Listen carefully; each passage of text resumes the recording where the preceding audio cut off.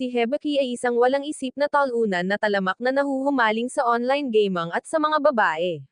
Gayunpaman, matapos ipadala sa paaralan ng bilangguan para sa rehab, napilitan siyang gawin ang lahat upang maging mas malakas upang mabuhay at masugpo ang lahat ng mga babae sa bilangguan.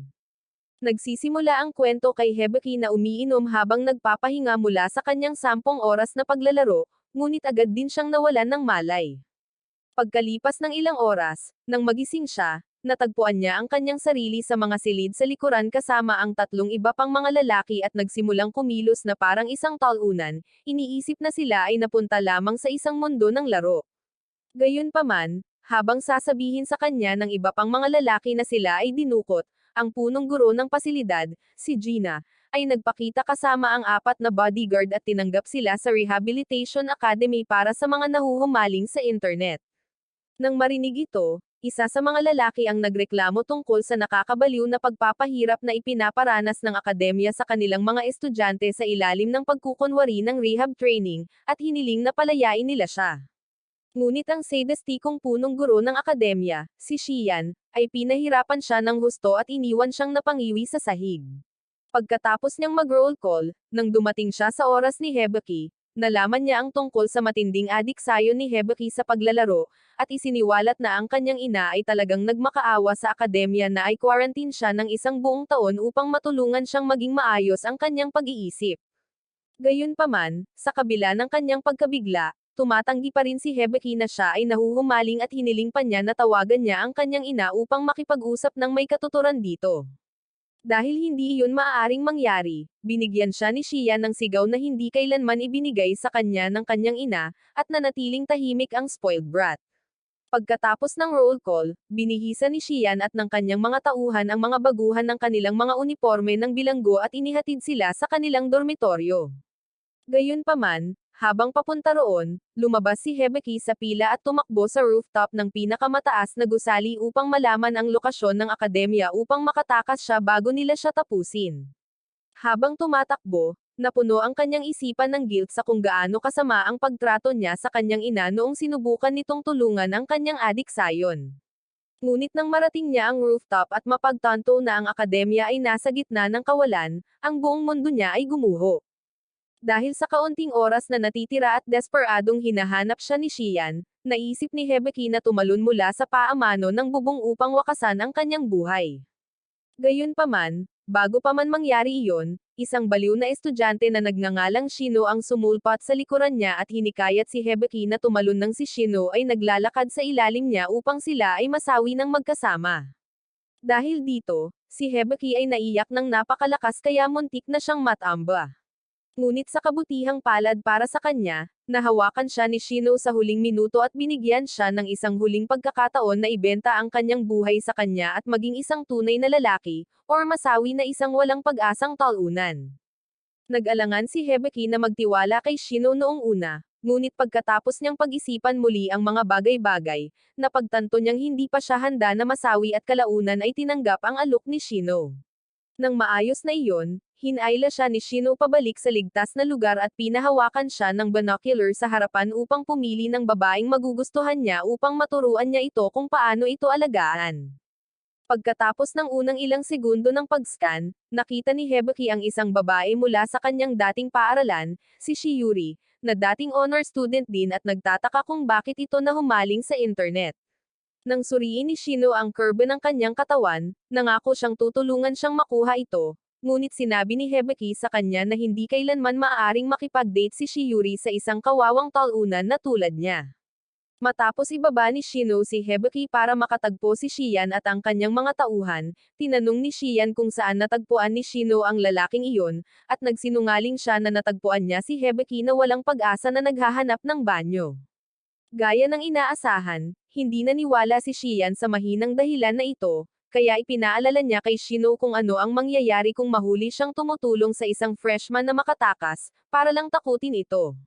Gayunpaman, nang tumanggi pa rin si Shino na ma-pressure, kalaunan ay inilagay ni Xian si Hibiki sa kanyang pangangalaga at pinayagan silang umalis ng may babala.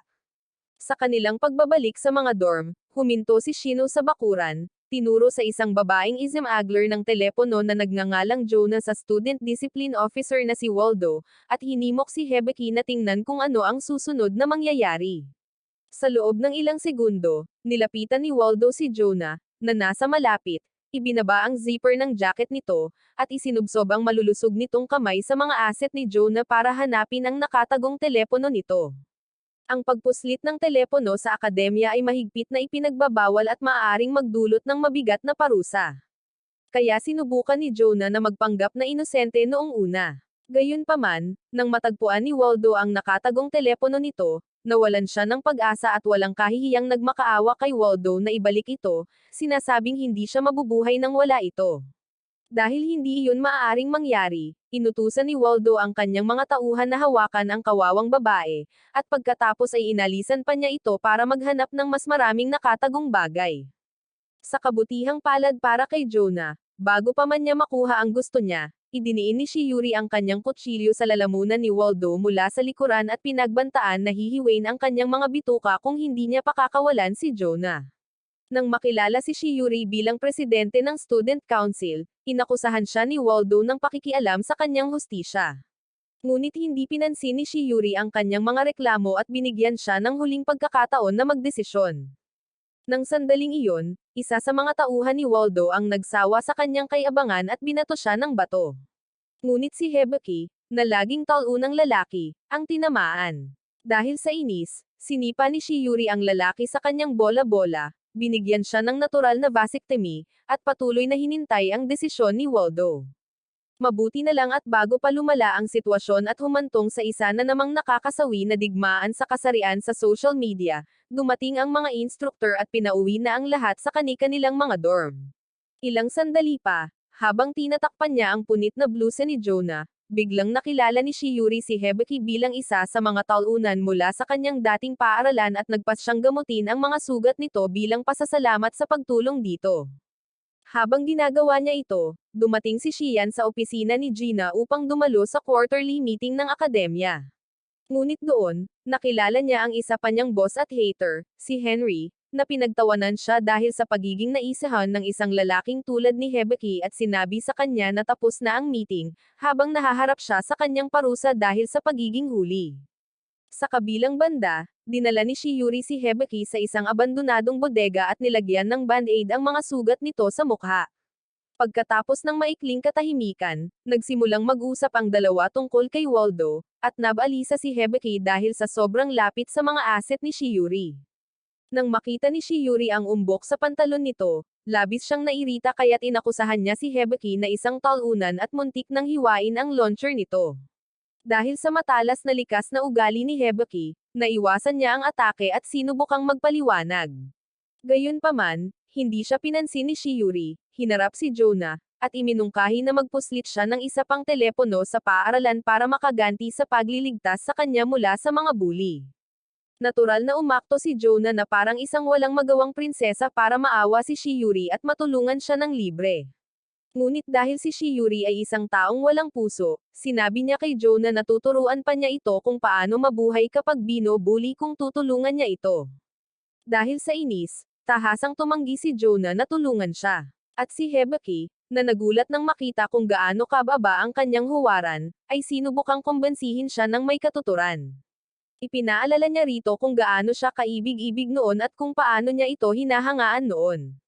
Ngunit nagbanta si Shiuri na puputulan ang dila nito kung hindi siya tatahimak. Bago pa lumala ang sitwasyon, dumating si Shino, na laging nag-i-eavesdrop, at iniharap ang telepono ni Jonah sa harap ng dalawang babae. Sinubukan ni Jonah na kunin ang telepono, ngunit dahil kailangan din ni Shiuri ang isa, pinigilan niya si Jonah at tinanong si Shino kung ano ang kailangan niyang gawin para makuha ito. Nang sabihin ni Shino sa kanila na kailangan ng isa sa kanila na kunin ang V-card ni Hibiki, binigyan ni Shiuri si Hibiki ng nakakasawi na titig. Ngunit lumapit si Jonah sa talunan at sinimulang hikayatin itong maging mahinahon sa kanya, sinasabing ito ang unang beses niya. Habang nahuhulog si Hibiki sa kanyang mapang-akit na patibong, natawa si Shino sa mga manipulatibong taktika ni Jonah at nagpas siyang ilantad siya sa lahat ng naroon. Matapos ibunyag ang mga detalye ni Jonah, isiniwalat niya kung paano natunton at umibig si Jonah sa isang manloloko na nagpapanggap na isang idolo. Kahit na nalaman niya ang tunay nitong pagkatao, ang kanyang kakaibang damdamin para sa manloloko ay nagtulak pa rin sa kanya na gumawa ng mga kalokohang krimen tulad ng pagnanakaw ng lahat ng pera ng kanyang mga magulang, at paglilipat ng lahat ng ito sa lalaki, at pagtulong pa rito sa panloloko sa ibang mga biktima. Kalaunan, pareho silang naaresto, ngunit habang nakakulong ang manloloko, gumawa ng paraan ang mga magulang ni Jonah para hindi siya makapasok sa kulungan at ipinasok siya sa akademya. Nang marinig ito, nagkunwari pa ring mabuting babae si Jonah. Ngunit nang ibunyag ni Shino na siya ang nagsabi kay Waldo tungkol sa kanyang telepono, itinigil niya ang pag-uugali at inatake ito. Pinigilan siya ni Shiori sa kalagitnaan at hinabol palabas ng silid. Ngunit nang makaalis si Jonah, nagbanta siyang hihiwain niya ang lalamunan ni Shino kung hindi niya ibibigay sa kanya ang telepono. Hindi naapektuhan, sinabi ni Shino sa kanya na wala sa kanya ang tunay na telepono. Kaya, ang tanging paraan para makuha niya ito ay kung papayag siya sa alok nito. Dahil wala nang ibang pagpipilian, pumayag si Shiori na gawin ang kailangan. Kaya binigyan ni Shino si Hibiki ng proteksyon, sinabihan si Hibiki na magdala ng ebidensya kapag tapos na sila, at binigyan ang dalawa ng kaunting privacy. Pagkaalis ni Shino, pilit na nahihirapan si Hibiki na magdesisyon kung pakikinggan ba niya ang kanyang puso or ang kanyang ikatlong launcher. Kalaunan, nang dumating ang oras, tiniyak niya kay Shiori na hindi niya ito sasamantalahin. Ngunit sa kanyang labis na pagkagulat, nakita niya si Shiori na maingat na inihahanda ang silid para sa kanilang sesyon ng role-playing plot. Nang matapos siya, itinulak niya si Hibiki sa pansamantalang curtain na kama na ginawa niya, inalis ang kanyang jacket, at inilagay ang kanang kamay ni Hibiki sa kanyang kaliwang aset. Nang maramdaman ni Hibiki ang lambot ng aset, nawala ang lahat ng pakiramdam sa kanyang katawan at sinimulang masaksihan ang tunay na kalikasan ng buhay mismo. Sa kasamaang palad para sa kanya, nang lumapit si Shiori upang mag-kiss, sumuka siya sa kalagitnaan at itinigil ang misyon. Dahil sa awa sa kanya, hinimok siya ni Hibiki na ipahinga na lang ito. Pero dahil desperado na si Shiori sa puntong ito, pinilit niya ang sarili na ikis ito. Ilang segundo pa lang ang nakalipas nang mag-kiss sila, samuka na si Shiori sa bibig ni Hibiki, at ito rin ang dahilan kung bakit siya samuka. Nang pilitin pa rin niya ang sarili na kumis ng isang beses, nagmakaawa si Hibiki na huwag nang pilitin pa ang sarili sa kanya, dahil hindi naman ito ganoon kalupit. Dahil sa narinig, labis na naapektuhan si Shiori sa pagpapahiya kay Hibiki ng ganoon kaya humingi siya ng tawad. Pero dahil kailangan pa nilang patunayan kay Shino na nagsesyon sila, patuloy na nag-iisip sina Shiori at Hibiki ng ibang paraan para lokohin siya. Di nagtagal, nagsimulang mag-usap ang dalawa tungkol sa mga kakilakilabot na desisyon na nagawa nila sa kanilang buhay. Pero para maiwasan ang pag-aaksaya ng oras, tumigil si Shiori sa pagsasalita at patuloy na pinipilit ang sarili kay Hibiki. Ginawa ni Hibiki ang lahat para pigilan siya. Pero nang sabihin ni Shiori kung gaano siya kadesperado na makuha ang telepono, kinuha niya ang bagay gamit ang kaliwang kamay at minasahe ang kanyang rocket launcher para makagawa ng puting malagkit na likido na ini-flush mo sa iyong inidoro gabi-gabi. Sa kasamaang palad, bago pa siya matapos, naubusan ng RAM ang utak niya para i-reload ang mga kaisipang bagay, at nanghina ang kanyang mga kamay. Nadismaya, sinabihan siya ni Shiori na itigil na ang pagpapahiya sa sarili, at sinira nito ang anumang natitirang tiwala sa sarili na naiwan ni Hibiki. Sa pagtatangkang mabawi ang kanyang dignidad, iminungkahi ni Hibiki na punuin niya ang goma na tubo na ibinigay sa kanya ni Shino ng kanilang suka upang malinlang niya si Shino na maniwala na ito ay puting likido, at si Shiori, na naantig sa kanyang pagiging maalalahanin, ay nagpa siya na sundin ang planong ito. Ilang segundo ang lumipas, lumabas siya ng silid na may ngiti sa kanyang mukha at umalis matapos makuha ang telepono mula kay Shino. Di nagtagal, pumasok si Shino sa silid, at kahit papaano ay nagawa ni Hibiki na linlanggan siya na ang puting likido sa goma ay talagang kanya at hindi suka. Matapos paniwalaan ni Shino ang kanyang mga kasinungalingan, naging defensive si Hibiki at pinagalitan si Shino dahil sa pagtatangkang gamitin ang katawan ng isang babae bilang bargaining chip para makuha ang gusto niya sa susunod. Ngunit hinawakan siya ni Shino sa leeg at binalaan siyang huwag na huwag siyang sasagot ng parang mas magaling pa siya. Habang nagpapatuloy ang ritual ng pagpapahiya, ipinaalala ni Shino kay Hibiki na aso pa rin niya ito at dapat siyang kumilos ng maayos. Ngunit si Hibiki, na ayaw magpakababa, ay agad na pinutol ang ugnayan kay Shino at padabog na lumabas ng silid. Habang papunta sa dorm, nagsimulang mangarap si Hibiki tungkol sa pagtakas sa akademya kasama ang kanyang reyna na si Shiuri. Ngunit sa kabila ng lahat, hindi pa rin alam ng talunan na siya ay naglalaro sa plano ni Shino. Pagdating niya sa mga dorm, naglakad si Hibiki papunta sa kanyang bagong kwarto, ang kwarto 402. Ngunit sa may pintuan, nakasalubong niya ang pinuno ng dorm, si Bin, na nagtulak sa kanya papasok sa kwarto at ipinakilala siya sa kanyang tatlong kasama sa kwarto, sina Kiyo, Rai, at Tu. Pagkatapos ng mga pag-uusap, umalis si Bin, at itinulak siya ng mga bagong kasama sa kwarto ni Hibiki papunta sa cafeteria para kumuha ng masarap na pagkain habang sila naman ang nag-aayos ng kanyang mga labada. Doon, nakipagkita si Hibiki sa chef at hiniling sa kanya na maghanda ng sapat na pagkain para sa 4 na tao. Ngunit nang malaman ng chef na walang meal ticket si Hibiki, nagalit siya ng husto at itinuro siya sa masungit na matandang lunch lady sa malapit para makakuha ng libreng pagkain. Maya-maya, kumuha si Hibiki ng ilang slop na tinatawag nilang libreng pagkain at umalis. Ngunit paglabas niya ng cafeteria, nakita niya si Shino na may maraming putahe sa kanyang mesa, nangakong ibibigay sa kanya ang lahat ng pagkain na kailangan niya kung kaya niyang sumunod dito. Dahil hindi iyon ang gusto ni Hibiki, hindi niya pinansin si Shino at bumalik sa kanyang dorm room. Gayunpaman, nang ibigay niya ang slop sa kanyang mga kasama sa kwarto, lahat sila ay nagreklamo sa kanya dahil hindi sila binigyan ng masarap na pagkain at sa huli ay pinilit siyang kainin ang lahat ng slop na dinala niya para sa kanila. Matapos siyang panooring kumain ng lahat ng nakakasuklam na pagkain, hiniling sa kanya ni Kiyo ang kanilang sariling handaan. Ngunit nang tumitig sa kanya si Hibiki nang may pagtataka, tinawag niya itong talunan dahil sa pagtangging maglibre sa kanila ng ilang masarap na pagkain, kahit na siya ay alipin ni Shino.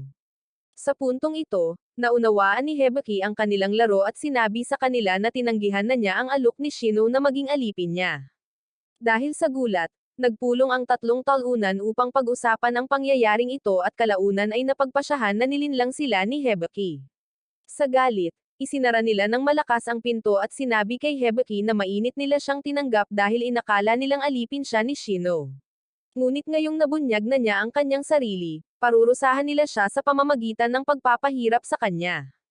Sa kabutihang palad para kay Hibiki, ang mga talunan na ito ay pawang mga nahuhumaling sa laro na walang totoong karanasan sa mga away. Kaya kahit sinubukan nila siyang suntukin, ang tanging nagawa niya ay iunat ang kanyang mga kamay paarap at pabagsakin ang mga ito.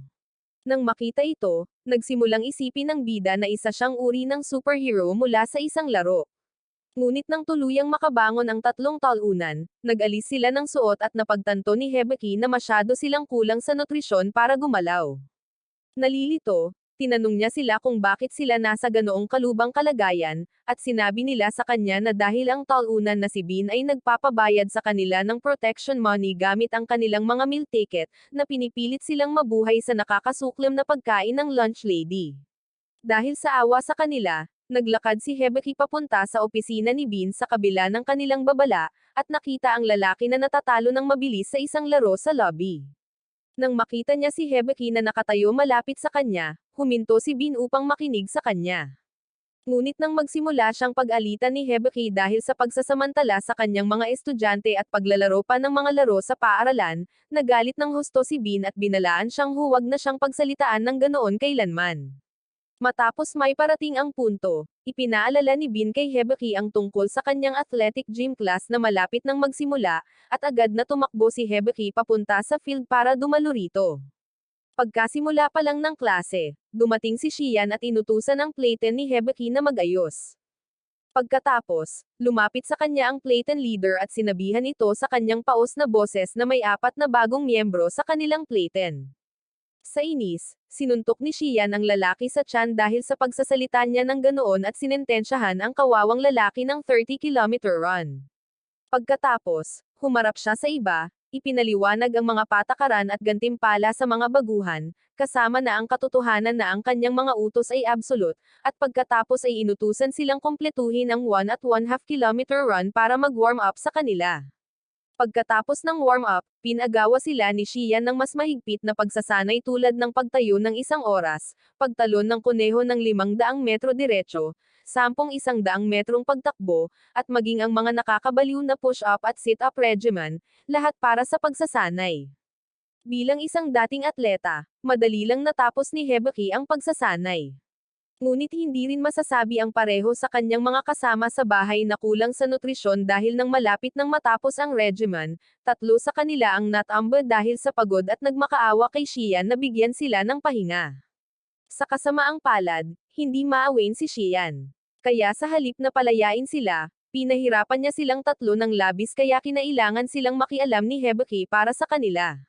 Noong una, sinubukan niyang makipag-usap kay Xian ng magalang. Ngunit dahil si Xian ay puro kalamnan at walang utak, binigyang kahulugan niya ang mga kilos ni Hibiki bilang pagiging mayabang at sinuntok ito ng ilang beses hanggang sa sumalpok si Hibiki at sinuntok ang mukha nito.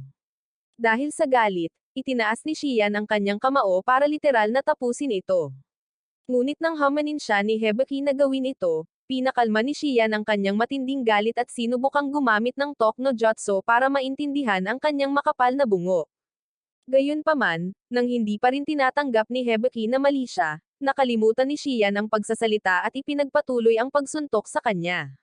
Habang nakatingin ang lahat sa kanila, itinaas niya si Hibiki at sinabihan itong subukang kumbensihin ang sinuman sa mga estudyante roon para tingnan kung may papanig sa kanya. Sa kasamaang palad, marami sa mga talunan doon, kabilang ang kanyang mga kasama sa bahay, ay pawang mga duwag at walang palag. Kaya kahit na nakita nilang tumayo si Hibiki para sa kanilang kapakanan, nilapitan pa rin nila si Xian at nagmakaawa para sa kanyang awa. Sa puntong iyon, alam ni Hibiki na natalo na siya. Ngunit nang malapit na siyang basagin ni Xian, lumapit sa kanila si Shiyuri bilang presidente ng Student Council at pinahirapan ang kanyang tiyan hanggang sa muntik na siyang mawalan ng malay. Pagkatapos noon, itinulak siya nito sa lupa at sinabihan itong humingi ng tawad kay Xian ngayon bago mahuli ang lahat. Habang nagtitipon ang mga ulap ng ulan sa training yard, tinanong ni Hibiki si Shiyuri kung bakit desperadong sinusubukan niya itong humingi ng tawad, at sinabi niya rito na hindi biro ang nangyari kina Xian at sa kanyang mga tauhan. Kung seryoso sila sa pagpaslang sa kanya, mawawala rin siya sa loob ng ilang oras. Sa kabila ng narinig ang lahat ng babala ni Shiyuri, tumatanggi pa rin siyang sumuko kay Xian dahil si Xian ang may kasalanan dito. Nang subukang pilitin siya ni Shiyuri na sumuko sa huling pagkakataon, itinulak siya ng talunan na ito palayo sa kanyang katawan at aksidenteng nahulog ang telepono ni Jonah mula sa kanyang bulsa sa gilid. Nang makita ito, desperadong sinubukan ni Shiyuri na agawin ang telepono bago pa ito makita ni Xian. Ngunit bago pa niya ito maabot, hinawakan siya ni Jonah at ng isa pang babae, at si Xian, na nakita na ang telepono, ay kinuha ito mula sa lupa. Sa loob ng ilang segundo, inilipat niya ang kanyang atensyon mula kay Hibiki patungo kay Shiyuri at ipinahayag kung gaano siya nadismaya na nilabag nito ang mga patakaran ng ganito. Gayunpaman, bago siya parusahan, inutusan ng baliw na head instructor ang lahat ng mga kaklase ni Hibiki na humiga sa lupa. At pagkatapos ay pinanood niya si Hibiki habang pinapahirapan silang lahat dahil sa kanyang mga krimen. Nang makita ito, sinubukan ni Hibiki na magmakaawa kay Xian na palayain sila, ngunit hindi siya pinansin ni Xian, humarap kay Shiyuri, at pinarusahan siya sa pamamagitan ng pagpilit sa ibang mga babae mula sa kanyang klase na sampilin siya sa mukha dahil sa kanyang mga krimen. Ang pagpapahirap na ito ay nagpatuloy ng ilang minuto hanggang sa umiyak si Hibiki at kalaunan ay humingi ng tawad kay Xian dahil sa pang-aasar sa kanya. Matapos mapataas ang kanyang ego, pinauwi na ni Xian ang lahat sa kanilang mga klase. At kinutya ni na Jonah at Waldo si Shiyuri dahil sa pagpapahiya sa sarili sa mismong mga taong inilaan niya para pahangin. Di nagtagal pagkatapos umalis ang dalawang talunan, sinubukan ni Hibiki na magmakaawa kay Shiyuri para sa kapatawaran. Ngunit dahil nagawa na ang ginawa, sinabihan siya ni Shiyuri na huwag na siyang lapitan muli at lumayo. Hindi nagtagal, nilapitan ni Shino ang bida at dinagdagan pa ng asin ang kanyang mga sugat nang makita niya itong nagsisisi sa mga desisyon niya sa buhay. Ngayong nakita na niya ang mapait na katotohanan ng kakilakilabot na paaralang ito, nagmakaawa si Hibiki kay Shino na gawin siyang alipin niya para tumigil na ito sa pagiging talunan. Pero para hindi magmukong palabiro, nangako si Shino na tatanggapin ang kanyang alok sa 3 kondisyon. Una, dapat siyang maging pinuno ng kanyang klase, ang ika-4 na baitang. Pangalawa, dapat niyang patalsikan si Waldo sa kanyang posisyon bilang discipline officer. At panghuli, bamulong siya ng isang bagay na hindi marinig na tanging si Hibiki lamang ang makakarinig. Gayunpaman, matapos marinig ang kanyang 3 kondisyon, sinimulang questionin ni Hibiki ang tunay na pagkakakilanlan ni Shino dahil sa kanyang pagka-curious na malaman kung sino siya at kung saan siya nanggaling. Nang sabihin ni Shino na kumpletuhin muna niya ang mga kondisyon, agad na tinanggap ni Hibiki ang una. Samantala, pinagalitan si Shian ni Gina dahil sa pag-iingay niya sa field kanina. Ngunit matapos humingi ng tawad si Shian para doon, inutusan niya itong makipagkita sa kanyang kasamahan, si Instructor Ryo, para maibigay nito ang teleponong kinumpiska niya kay Shiuri. Kasabay nito, nabunyag na sina Ryo at Jonah ay mayroong relasyon bilang isang estudyante ng instructor, at dahil ipinagbabawal ito sa akademya, nagkita sila ng hindi nila alam kaya walang nakakaalam tungkol dito.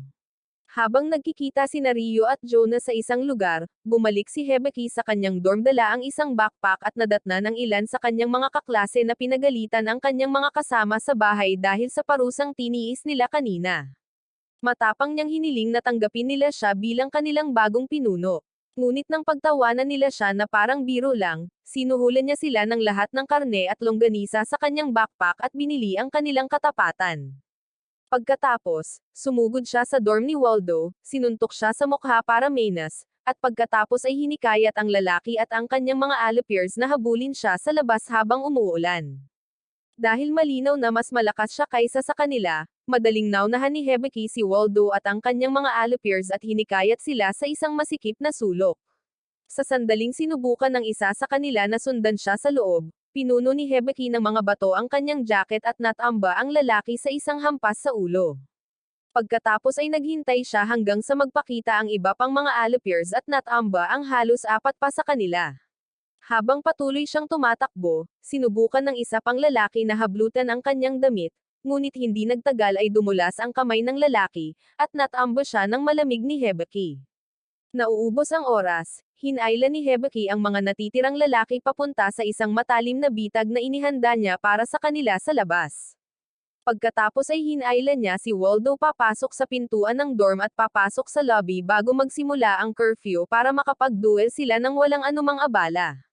Nang tumunog ang oras ng 9 ng gabi, nilock ni Bin, na kasalukuyang nakatambay sa lobby, ang pinto ng pasukan, na hindi pinapasok ang mga tauhan ni Waldo at iniwan sina Hibiki at Waldo para asikasuhin ang kanilang mga gawain. Dahil sa takot para sa kanyang buhay, nagmakaawa si Waldo kay Bin na papasukin ang kanyang mga tauhan. Ngunit nang tumanggi si Bin na labagin ang mga patakaran ng curfew, sa huli ay nagpasya siyang labanan si Hibiki ng walang tulong. Ilang sandali bago magsimula ang kanilang mahinang labanan, tinawag ni Hibiki ang kanyang 6 na nakatagong sundalo at hinayaan silang lahat na magkaroon ng isang araw sa larangan na pahirapan ang lalaki. Habang tumutulo ang dugo mula sa bibig ni Waldo, nasisiyahan si Hibiki sa masayang pakiramdam na nararamdaman ng isang tao mula sa panunood ng hustisya na ibinibigay sa isang kilalang bully sa paaralan at nangakong maghihiganti sa iba pa niyang mga bully. Nang mga panahong nawala ng malay si Waldo, nakita si Shino na umuubo ng malakas sa kanyang silid, na parang may sakit or kung ano paman, at nakipagkita si Ryo kay Shian upang ibigay sa kanya ang cellphone na kinumpiska niya kanina. Kinabukasan, iniharap ni Hibiki si Waldo at ang kanilang lihim na itinago na mga smuggled na telepono kay Shian at isinalaysay ang lahat ng nangyari noong nakaraang gabi, kasama ang ilang mga kasinungalingan para magmukong maganda ang kanyang sarili. Nang marinig ang kwento ni Hibiki, labis na nagalit si Shian kay Waldo. Kaya, pinahirapan niya ang lalaki hanggang sa damyugo itong muli at pagkatapos ay sinentensyahan itong makulong ng 1 linggo. Kasunod nito, pinuri niya si Hibiki sa mahusay na pag-uulat nito sa kanya at pagkatapos ay umalis papunta sa opisina ni Gina pagkatapos. Pagdating doon, natagpuan ni Xian si Gina na inaasikaso ang isang pamilyang sinusubukang muling i-enroll ang isa sa mga dating estudyante ni Xian, si Muko, na tila tumakas, at matiyagang naghintay hanggang matapos ito bago siya makita. Nang matapos ang meeting, sinisi ni Gina si Xian sa hindi pagtuturo ng maayos sa estudyanteng iyon at binigyan ito ng isang malakas na suntok na nagpasaya sa kanya nang hindi man lang namalayan na nasa labas pala ng pinto si Rio at pinapanood sila. Ilang sandali pa, nang mapanood ang ritual ng pagpapahiya ni Xian, naglakad si Rio papunta sa selda ni Waldo sa butas, hindi pinansin ang mga talunan na nagdadadaldal at tinanong siya kung nakasesyon ba niya si Jonah noong mga panahong iyon. Hindi alam ni Waldo na palihim na nagde-date sina Rio at Jonah, kaya't siniraan niya ang sarili at ikinwento kay Rio kung paano niya ginulo si Jonah nang kumpiskahin nito ang telepono nito kanina, sa pag-aakalang pupurihin siya ni Rio. Sa kasamaang palad, bumaliktad ang takbo ng buhay niya dahil nang mapagtanto ni Rio na nagsasabi ng totoo si Waldo, inutusan niya itong sabihin kung nasaan ang telepono ngayon at sinabi ni Waldo na maaaring na kay Shino ito. Sa puntong ito, nabunyag na sinubukan ni Rio na ibalik ang telepono ni Jonah sa kanya noong nakaraang gabi. Ngunit nang mapagtanto niyang hindi sa kanya ang telepono, nagalit siya ng husto at pinanggakuan niya itong ibabalik ang tunay niyang telepono. Ngayong alam na niya kung sino ang tunay na salarin, pinapahirapan ni Rio si Waldo sa kanyang mga tauhan dahil sa magaspang na paghawak sa kanyang babae, isinumpa si Xian dahil sa kanyang maangas na ugali, at pagkatapos ay umalis papunta sa kwarto ni Shino upang tanungin siya. Samantala, dinala ni Shino si Hibiki sa kanyang makabagong kwarto matapos marinig kung paano niya pinatalsik si Waldo at opisyal na tinanggap ito bilang kanyang kasabwat sa kanilang bagong punong himpilan ng operasyon.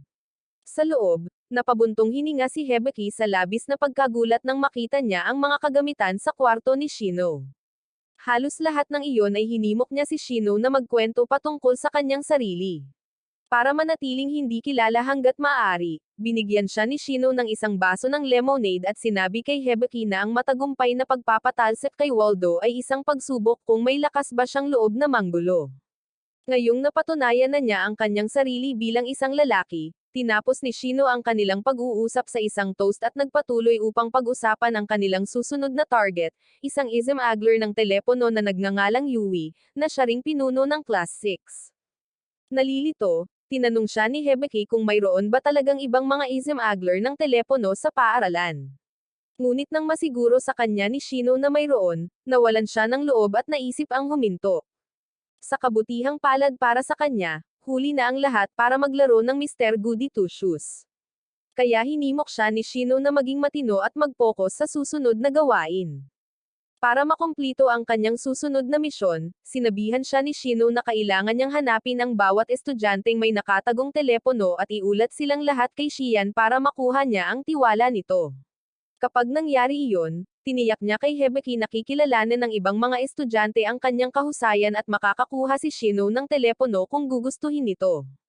Napagtanto ni Hibiki na tama siya, sinabihan ni Shino na nakapagpuslit siya ng telepono mula sa itinago ni Waldo at plano niyang ibigay kay Shiuri mamaya. Ngunit tinawanan lang siya ni Shino dahil sa pag-iisip na gugustuhin pa rin ni Shiuri na makipag-usap sa isang talunang tulad niya.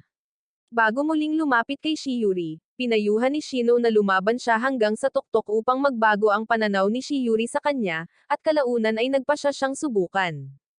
Ilang sandali pa, nakita si Shiuri na nagpapahinga sa bakuran ng biglang inambush, ginugulo, at hinamon siya ng dalawang babae sa isang parang kunwaring labanan. Habang nilalabanan sila ni Shiuri, si Hibiki ay naglakad pabalik sa kanyang dorm upang simulan ang unang yugto ng kanyang pangalawang operasyon, na kumukuha ng mas maraming kakampi upang tulungan siyang malaman ang higit patungkol kay Yui. Sa kasamaang palad para sa kanya, nang sinubukan niyang hikayatin ang kanyang mga kaibigan na tulungan siyang muli, marami sa kanila ang tumangging tumulong, kasama ang isang mapait na lalaki na partikular na nagsasalita ng masama sa kanya. Nang makita ito, nangako si Hibiki na babayaran sila pagkatapos ng misyon. Ngunit nang tumanggi pa rin sila na tulungan siya, nawala ang kanyang katahimikan at lumabas ng silid upang tapusin ang kanyang misyon ng mag-isa. Sa ibang lugar, tumigil ang dalawang magkapatid sa kanilang pakikipaglaban kay Shiuri matapos subukan kung gaano siya kalakas at pagkatapos ay nagpakilala bilang sina Akane at Huko. Nang tanungin ni Shiori kung bakit nila siya hinahabol, sinabi sa kanya ni Akane na sila, bilang mga pinuno ng klase 18, ay nagplano na makipag-alyansa sa klase ni Shiori, ang klase 19, gamit ang kanyang impluensya bilang dating pangulo ng konseho ng mag-aaral at lumago hanggang sa kalaunan ay pag-isahin nila ang buong paaralan. Natural, tinanggihan ni Shiori ang kanilang panukala. Ngunit nang mangako si Akane na bibigyan siya ng isang bagay na lubos niyang kailangan kapalit ng pagtulong sa kanila, muling pinag-isipan ni Shiori ang kanyang desisyon. Sa sandaling iyon, pumasok si Ryo sa kwarto ni Shino at pinahirapan ito dahil sa panloloko niya kay Jonah. Sa gitna ng lahat ng pagpapahirap, ipinaalala ni Shino kay Ryo na mapapahamak siya kung may mangyari sa kanya. Gayunpaman, dahil alam na ni Ryo na masasawi na si Shino, hindi niya ito pinansin at inutusan itong sabihin kung nasaan ang telepono ni Jonah. Sa sandaling iyon, sumulpot sa likuran nila ang bodyguard ni Shino na si Van, inihampas si Ryo sa pader, at tinulungan si Shino na makatayo. Upang pakalmeyan ang galit na instructor, sinabi ni Shino kay Ryo na tumakbo si Hibiki dala ang telepono ni Jonah, at itinuon ni Ryo ang kanyang pansin sa isang bagong target. Samantala, dumating si Hibiki sa sulok ng gusali kung saan dapat ay nagtatago si Yui at ang kanyang mga tauhan. Ngunit habang iniimbestigahan niya ang lugar, isa sa mga tauhan ni Waldo na si Kun, ay nagpakita kasama ang ilan pang mga lalaki at pinalibutan siya. Nalilito, sinubukan ni Hibiki na alamin kung ano ang kanyang nagawang mali. Pero ang hindi niya alam ay plano pala ni Kun at ng mga tauhan na ilabas siya at ang iba pa niyang kaklase para kapag nakalabas na si Waldo sa kulungan, magpapasalamat siya rito. Sa ngayon, isinuot niya ang kanyang malaking pagmamalaki at binalaan si Kun at ang grupo ng mga lalaki na huwag makialam sa kanya or baka magalit ang mga ito. Nang hindi pa rin umatras si Kun at ang kanyang mga tauhan, sinimulan ni Hibiki na saktan ang sarili na parang baliw ng walang dahilan. Nang makita ito, medyo naaliw si Kun at ang kanyang mga tauhan, kaya nanatili sila para masiyahan sa palabas ng walang ideya kung ano talaga ang endgame ni Hibiki.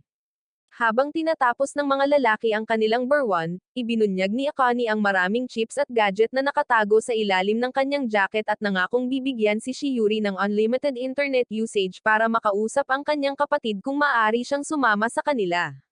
Nang mausisa, tinanong ni Shiori ang nakakainis na babae kung paano niya nalaman ang tungkol sa kanyang kapatid. At sinabi ni Akane na nabasa niya ang tungkol sa kondisyon nito sa kanilang family register matapos niyang i-hack ang data system ng pulisya.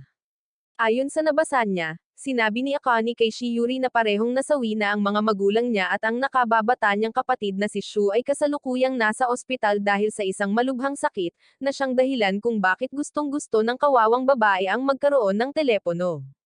Hanga sa kakayahan ni Akane sa computer, sinabihan siya ni Shiori na bigyan siya ng isang magandang telepono na magagamit niya at sasali siya sa kanilang team kaagad. Gayunpaman, dahil walang ekstrang telepono si Akane, inilabas niya ang kanyang personal na binagong hakang device at hinimok si Shiori na makipagtulungan sa kanya upang matunten nila ang lahat ng mga cellphone sa paligid ng paaralan at magnakaw ng isa para sa kanilang sarili. Sa sandaling iyon, natapunan ni Hibiki ng ketchup ang kanyang sarili para gayahin ang dugo at pagkatapos ay nagsimulang sumigaw sa sinumang instructor na malapit na iligtas siya mula kay Kun at sa kanyang mga tauhan. Sa oras na ito, napagtanto ni Kun at ng kanyang mga tauhan na sinusubukan niyang iset up ang mga ito. Ngunit nang bumalik sila para makaalis agad doon, nabangga ni Kun si Instructor Shian. Dahil sa takot para sa kanyang buhay, sinubukan ni Kun na ipaliwanag ang sitwasyon kay Shian. Ngunit si Shian, na walang kaalam-alam, ay nakinig sa paliwanag ni Hibiki, inihampas ang ulo ni Kun sa pader, at sinentensyahan ito ng 3 araw na pagkakakulong ng mag-isa. Pagkatapos, sinentensyahan niya ang iba pang mga lalaki ng 3 araw na walang pagkain at pagkatapos ay umalis upang ipagpatuloy ang kanyang araw. Nang makaalis na siya, tiniyak ni Hibiki sa iba pang mga lalaki na wala siyang hinanakit laban sa kanila at pagkatapos ay binili ang kanilang katapatan sa pamamagitan ng karne at isang masarap na hapunan. Habang sinimulang hanapin ni Shiori at ng kanyang mga bagong kaibigan ang pinakamalapit na telepono, tinanong ni Hibiki ang mga lalaki tungkol sa taguan ng Class 6, at sinabi nila sa kanya na nasa likod ito ng dorm at sa gusali ng 2nd klase, na tila kakaiba dahil minsan ay sinabi sa kanya ni Shino na nasa dining hall ito. Habang sinusubukan niyang pag-isipan kung bakit nagsisinungaling si Shino tungkol sa Tagwan, biglang isiniwalat ng iba pang mga lalaki na may nagsabi sa kanila tungkol sa kanyang kinaroroonan kanina at na maaaring may isang tao roon na si Shino. Lalong naguluhan si Hibiki dahil dito. Ngunit habang hinahalongkat niya ang kanyang mga selula ng utak upang malaman ang plano ni Shino, dumating si Shiyuri at ang kanyang mga bagong kaibigan habang tinutunton nila ang isang telepono patungo sa lokasyong iyon. Sa loob ng ilang segundo, nagtitigan si Hibiki at si Shiyuri, at agad niyang naramdaman na parang basura siya ng kahapon, lalo na matapos maalala kung paano niya ito inilantad noon. Gayunpaman, pagkatapos ng maikling katahimikan, naging isang hopeless romantic si Akane na umibig kay Hibiki, at sinimulan nitong ipilit ang sarili sa talunan. Habang inilalayo ni Hibiki ang babae sa kanyang katawan, kinilala siya ni Huko bilang ang magnanakaw na nagnakaw ng mga ninakaw na telepono ni Waldo at hiniling na ibigay niya ang mga ito. Gayunpaman, dahil naisumat na niya ang mga nakatagong bagay ni Waldo, nagpanggap na walang alam si Hibiki, kaya pinahirapan ni Shiyuri at Huko ang kanyang mga bagong tauhan upang pilitin siyang magsalita. Para makabawi sa kanyang kabutihan, sinabi ni Hibiki kay Shiyuri na nagpuslit siya ng isang telepono para lamang sa kanya. Ngunit si Shiyuri, na naiirita pa rin sa kanya, ay kinundena siya dahil sa pag-aakalang kakailanganin niya ang tulong niya at sinabihan siyang umalis. Pagkatapos lang, dumating si Shino na pinagtatawanan silang lahat, at pinagbantaan siya ni Shiyuri na papahirapan dahil sa pagbibigay sa kanya ng teleponong walang internet kanina. Para matulungan siyang maunawaan kung bakit nangyari iyon, ipinaalala ni Shino sa kanya na kailangan niya ng password para magamit ang internet dahil sa jamang system ng paaralan, at pagkatapos ay sinabi sa mga babae ang lahat tungkol sa tagumpay ni Hibiki sa ngayon. Tandaan mo, hindi alam ni Hibiki na ang teleponong ibinigay ni Shino kay Shiyuri ay walang silbi noong panahong iyon. Ngunit nang subukang tanungin si Shino tungkol dito, hindi lang siya pinansin ni Shino at inalok si Shiyuri at ang mga bagong kaibigan nito ng isang lugar sa kanyang koponan. Bago sila sumagot, lumingon si Hibiki kay Shiyuri na labis na nadismaya at sinubukang ipaliwanag kung bakit siya naging tauhan ni Shino. Ngunit nang binalaan siya ni Shiyuri sa huling pagkakataon na huwag na siyang kakausapin muli, labis siyang nalungkot. Nang mapansin ang pang-aabala ni Hibiki, inatake siya ni Huko, umaasang mapapatombo siya. Ngunit tinulungan siya ni Shino na umiwas sa atake at hinikayat ang mga mayabang na babae sa isang silid sa gusali ng silid-aralan. Pagdating doon, natagpuan ng mga babae sina Shino at Hibiki sa gitna ni Yui at ng kanyang mga allopiers at patuloy silang hinarap. Gayunpaman, pinalamig sila ni Shino kay Yui gamit ang malamig na tubig at pagkatapos ay binigyan sila ng isang huling pagkakataon upang pag-usapan ang mga bagay-bagay ng mahinahon. Nang tumanggi pa rin silang kumilos ng sibilisado, pinahirapan at pinasakal sila ni Shino kay Yui, na siyang pinakamalakas na estudyante sa paaralan, kay Huko. Nang makita ito, sinubukan ni Shiyuri na ipagtanggol si Huko. Ngunit nang akmang sisipain na ni Yui ang kanyang mukha, tinanggap ni Hibiki ang atake para sa kanya gaya ng dati at hiniling kay Shino na ipaliwanag ang lahat. Natuwa, sinabi ni Shino kay Hibiki na dahil nagpasya siyang iwanan ang kanyang pangalawang misyon na ilantad si Yui, lumihis siya sa kanyang likuran at kinuha siya at si Van upang sumali sa kanilang koponan. Medyo nagulat si Hibiki sa narinig niya. Ngunit habang patuloy na niya ang pagtatanong kay Shino, hindi siya pinansin ni Shino at inutusan si Van na hawakan sina Shiyuri at Huko.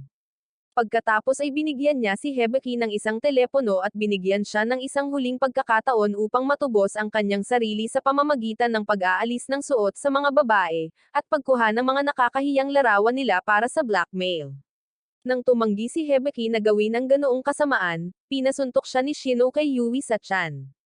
Pagkatapos ay isiniwalat niya na alam niyang hindi sila nag-away ni Shiyuri noong isang araw at binigyan siya ng isang beses pa para kumuha ng larawan or maging kaaway niya.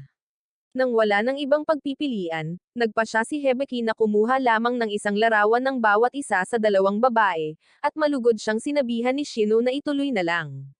Habang inihahanda ni Hibiki ang kanyang sarili, si Muko, ang muling estudyante ni Shian, ay pumunta sa cafeteria upang bumili ng pagkain. Dahil sa kanyang payat na pangangatawan, nakilala siya ng payat na chef at ng kanyang mga tauhan bilang ang lalaking minsang nagtangkang tumakas sa paaralan sa pamamagitan ng pagkukubli at pang-aasar sa kanya dahil sa pagdaan sa hirap na iyon, ngunit nahuli lamang siya. Ang pagkarinig nito ay nagbigay sa kawawang si Muko ng mga alaala tungkol sa pambubuli na kanyang tiniis noon. Kaya, upang matigil ang mental breakdown, tumakbo siya papunta sa athletic field sa labas at umupo malapit doon para kumain. Di nagtagal, nakita siya ni Xian na nagmumakmak at sinubukang ibalik siya sa dining hall. Ngunit nagmakaawa si Muko na tulungan siyang iligtas mula sa kanyang panunokso dahil natatakot siyang maulit ang kanyang karanasan sa pambubuli. Hindi naapektuhan, hinampas ni Xian ang kawawang lalaki dahil sa unang pagtakas at pagkatapos ay iniwan siyang sugatan sa sahig. Gayunpaman, bago pa siya makalayo, narinig niya si Muko na nagsasabi ng mga nakapanlulumong bagay tungkol sa pagpaslang sa paaralan at agad na naalala ang isang nakakatakot na labanan na kanyang hinarap noong siya ay isang opisyal sa puwersa. Habang nahihirapan siyang harapin ang mga alaala, si Hibiki naman ay naglaan ng oras sa pagbuo ng kanyang lihim na plano upang tulungan ang mga babae na makatakas kina Van at Yui. Naubusan ng oras, pinalaya niya sina Shiuri at Huko kay Van. Pagkatapos, nagkunwari siyang binubuksan ang zipper ng jacket ni Shiuri. Nang magambala sina Shino at ang kanyang mga tauhan, inihagis niya ang jacket ni Shiuri sa ulo ni Van, hinawakan ito, at sinabihan ang mga babae na tumakbo palabas upang kunin ang mga instructor. Bagamat nakatakas sina Akane at Huko, ang mabagal na sarili ni Shiuri ay nahuli ni Yui at kinaladkad pabalik sa silid. Kasunod nito, ipinahayag ni Shino ang kanyang pagkadismaya sa mga ginawa ni Hibiki at kinutya siya dahil sa pag-iisip na ang isang walang pag-asang underdog na tulad niya ay maaaring protektahan ang isang babae tulad ni Shiuri, dahil lamang sa nakakuha siya ng kaunting kapangyarihan at papuri. Nang magreklamo si Hibiki at akusahan si Shino ng pananakit sa kanya sa likod, kinundena siya ni Shino dahil sa pagiging isang taong walang muwang na nagpapakahirap para sa isang babae at nagpas siyang magpatuloy sa susunod na yugto ng pagpapahirap kay Hibiki. Gayunpaman, bago pa man mangyari iyon, dumating si Bin kasama sina Akane at Huko at tinanong kung ano ang nangyayari sa maliit na silid na iyon. Mabilis na nagsimulang magsumbong sina Hibiki kina Shino at Yui. Ngunit bago pa niya ibunyag ang buong katotohanan, dumating si Ryo at inakusahan siya ng pagpupuslit ng telepono. Naguguluhan, itinanggi ni Hibiki ang paratang, ngunit nang kapkapan siya ni Ryo, natagpuan niya ang telepono ni Jonah sa kanyang jacket, na siyang lahat ng patunay na kailangan niya upang tapusin si Hibiki. Sa ilang konteksto, nabunyag na sa kanilang pagkikita noong nakaraang araw, ibinunyag ni Shino kay Hibiki si Ryo, na sinasabi sa kanya na ninakaw ni Hibiki ang tunay na telepono ni Jonah mula sa kanya at plano nitong ibigay ito kay Xian upang patuloy niyang makuha ang tiwala nito. Sa galit na galit, hiniling ni Ryo kay Shino na ibunyag ang lokasyon ni Hibiki, ngunit pinakalma siya ni Shino at hinimok siyang sundin na lang ang kanyang plano upang mahuli nila si Hibiki nang walang pahintulot. Ngayon ay hawak na ni Ryo si Hibiki at alam na niya ito. Ngunit dahil wala siyang magagawa or masasabi para ipagtanggol ang kanyang sarili, nanatiling tahimik si Hibiki at nakinig habang sinesentensyahan siya ni Ryo ng 2 linggong pagkakakulong. Gayunpaman, ikinulong ni Ryo si Hibiki, at ginugol ni Hibiki ang kanyang mga unang minuto roon sa pag-iisip tungkol sa lahat ng masasamang bagay na sinabi ni Shiuri, Shino, at ng kanyang mga alippeers sa kanya habang inihahatid siya palabas ng mga instructor ni Ryo. Kasabay ng lahat ng iyon, naalala rin niya ang masasakit na sandali mula sa kanyang nakaraan nang magsimula siyang bumagsak sa kanyang mga klase sa kanyang dating paaralan, lahat dahil ibinuhos niya ang lahat ng oras na ito sa pagsasanay ng kanyang bilis upang maging mas mabilis. Noon, labis na nadismaya ang kanyang nag-iisang ina sa kanyang mga pagkabigo kaya't nagalit ang kawawang si Hibiki, at nagpas siyang takasan ang kanyang kakilakilabot na katotohanan sa pamamagitan ng paglalaro ng mga online computer game. Sa paglipas ng panahon, naging nahumaling siya sa internet, at ang natitira ay kasaysayan na. Ang pag-alala sa lahat ng masasakit na alaalang iyon ay nagpabalik-balik sa utak ni Hibiki. Tapos na siyang maging talunan at handa nang gawin ang lahat upang maging mas malakas bilang isang lalaki, kahit na nangangahulugan ito ng pagbebenta ng kanyang kaluluwa. Gayunpaman, habang sinisimulan niya ang kanyang 2 mental at pisikal na pagsasanay, si Xian, sa kabilang banda, ay nagsimulang makatanggap ng mga kakilakilabot na flashback mula sa kanyang huling misyon bilang isang investigador ng narkotiko. Sa malagim na araw na iyon, siya, ang kanyang kasamahan na si Kai, at ang ilang iba pang mga opisyal ay nahuli sa isang putukan habang isinasagawa ang isang operasyon. Dahil mas kaunti sila sa bilang, pinaputukan sila ng mga kriminal at isa-isang pinapaslang. Base sa kanilang kahandaan, alam ni Xian na sila ay inatake ng isang traidor sa opisina. Gayunpaman, sa oras na ito, takot na takot si Xian na masawi kaya't nabasa siya sa kanyang pantalon dahil sa matinding takot. Habang nauubos ang oras, kinaladkad siya ni Kai sa isang mas ligtas na sulok at nakipaghiwalay kay Xian upang mapigilan niya ang mga nagpapaputok, habang si Xian ay sumusugod at humingi ng mga reinforcement. Gayunpaman, dahil takot na takot si Xian, nagtago siya sa isang butas ng ilang oras at lumabas pagsapit ng gabi nang tumahimik ang lahat, para lamang makita ang bangkay ni Kai na puno ng mga butas ng bala. Nang makita ito, napaiyak si Xian. Ngunit nang bumangon ang bangkay ni Kai upang sisihin siya sa kanyang pagkasawi, ang kasalukuyang Xian ay nagising mula sa kanyang panaginip at sumigaw ng malakas. Matapos ang operasyon, nabunyag na si Xian ay nakipaglaban sa guilt ng mga nakaligtas sa loob ng ilang linggo at nakipagkita sa anak ni Kai na si Gun, isang gabi upang pag-alitan ito dahil sa hindi pagdalo sa libing ng kanyang ama. Noong panahong iyon, si Gun ay malubha ang kakulangan sa nutrisyon dahil sa kanyang kahumalangan sa internet. Kaya nang matapos siyang pagsabihan ni Xian, kinundena niya ang kanyang ama dahil sa pagpili ng kanyang trabaho kaysa sa kanila noong nabubuhay pa ito at agad na nasawi pagkatapos ilabas ang kanyang pagkadismaya. Desperadong sinubukan ni Xian na tulungan siyang buhayin muli, ngunit dahil walang pakialam, pumanaw si Gun. Pagkalipas ng ilang araw, pinanood ni Xian ang libing ni Gun kasama ang kanyang pinuno at pinakinggan ang lalaki na minamaliit si Kai na parang walang halaga ang kanyang sakripisyo. Dahil sa inis, kinausap niya ang pinuno tungkol sa pag-iimbestiga sa especially iyan na nagsumbong sa kanila sa mga kriminal. Ngunit nang binalaan siya ng pinuno na itigil ang pag-uusap na iyon, agad na umalis ang lalaki sa kanyang trabaho at iniwan ang kanyang pinuno.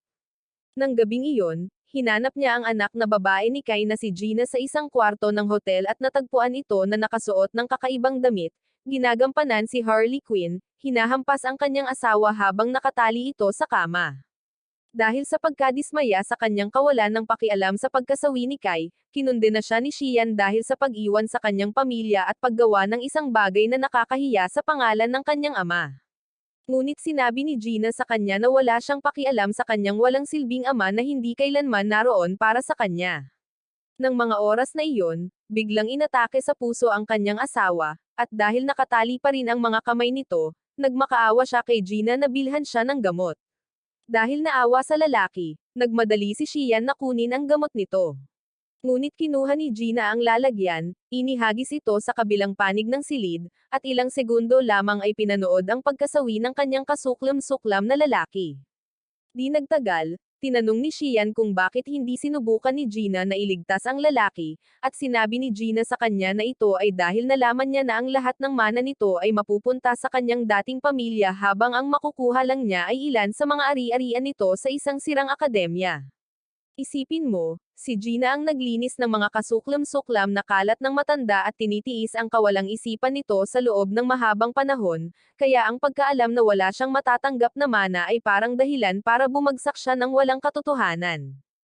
Gayunpaman, kinundena pa rin siya ni Xian dahil sa pagiging isang palaboy na walang moral na gabay. At si Gina, na ayaw tumanggap ng ganoong kawalang galang, ay nawalan ng kontrol at walang awang hinampel si Xian. Habang ginagawa niya ito, inakusahan niya ito na siyang especially iyan na naging sanhi ng pagkasawi ng kanyang ama at malupit na kinundena ang kanyang walang pakundangang ama dahil sa pagpili ng trabaho nito kaysa sa kanila. Gayunpaman, nang sandaling magpahinga siya sa pag-aalboroto sa kanya, nakakagulat na nagmakaawa si Xian na magpatuloy dahil ang ganitong uri ng parusa ay nakakatulong upang mabawasan ang pagkakasala na nararamdaman ng mga nakaligtas. Humanga sa kanyang kahandaang magbayad sala para sa kanyang mga kasalanan, sinabi ni Gina kay Xian na sundan siya sa paaralan sa susunod na buwan upang siya ay maging punong guro, na magturo ng moralidad sa mga estudyante habang siya ay magiging punong guro. Paglipas ng ilang taon, hindi sigurado si Xian kung nagbabayad pa rin siya para sa kanyang mga kasalanan. Sa totoo lang, Pakiramdam niya ay mas marami siyang nalilikhang mga talunan at duwag na katulad niya, at kung hindi niya gagawin ang tama sa lalong madaling panahon, alam niyang pagsisisihan niya ang wala niyang ginawa kalaunan. Sa isa sa mga inspeksyon niya sa akademya, naglakad siya papunta sa selda ni Hibiki. Nakita ang lalaki na nagsasanay na parang baliw, at tahimik lang siyang pinagmasdan, na parang kumukuha ng leksyon mula sa sarili niyang estudyante. Samantala, nakita sina Shiuri, Akane, at Huko na naglilinis ng mga banyo bilang bahagi ng kanilang parusa dahil sa pagiging kasabwat ni Hibiki. Sa isang banda, nagsawa si Akane sa nakakabagot na gawain at nagsimulang magreklamo. Nang subukang ipaalala ni Shiuri sa kanya kung gaano siya kaswert na magkaroon ng isang taong tulad ni Huko, naging mausisa si Huko at hinimok si Shiuri na sabihin sa kanila kung bakit siya, isang dating honor student, ay natigil sa isang grupo ng mga taong tulad nila bilang isang nahuhumaling sa internet. Mabuti na lang at para kay Shiuri, habang nag-iisip siya ng paraan para iwasan ang kanilang tanong, nagtalo sina Akane at Huko tungkol sa lokal na network ng paaralan at kung paano makukuha ang kanyang device, at hinayaan na lang sila ni Shiuri. Ilang sandali pa, pinalaya si Hibiki mula sa kanyang 2 linggong pagkakakulong. Ngunit nang bumalik siya sa mundong ibabaw, nakita niya si Akane, na palihim na lumabas mula sa paglilinis, tumatakbo mula sa isang grupo ng mga bully sa malapit at sinundan sila sa isang sulok. Ilang minuto ang lumipas, nakita niya itong nakasalubong si Muko at nalaman niyang plano ng mga bully na pahirapan silang dalawa at iulat sila sa mga awtoridad bilang mga takas na estudyante. Upang maiwasan iyon, namagitan si Hibiki at inutusan ang mga bully na umalis habang kaya pa nila. Ngunit dahil nakikita pa rin siya ng mga bully bilang isang talunan, kinutya nila siya dahil sa pagiging mayabang. Di nagtagal, sinubukan ng pinuno ng grupo, si May, na pasakopin siya sa kanyang awtoridad. Gayunpaman, nang balian siya ng daliri at kaliwang tuhod ni Hibiki, sumigaw si May sa sakit at inutusan ang kanyang tauhan na pahirapan siya.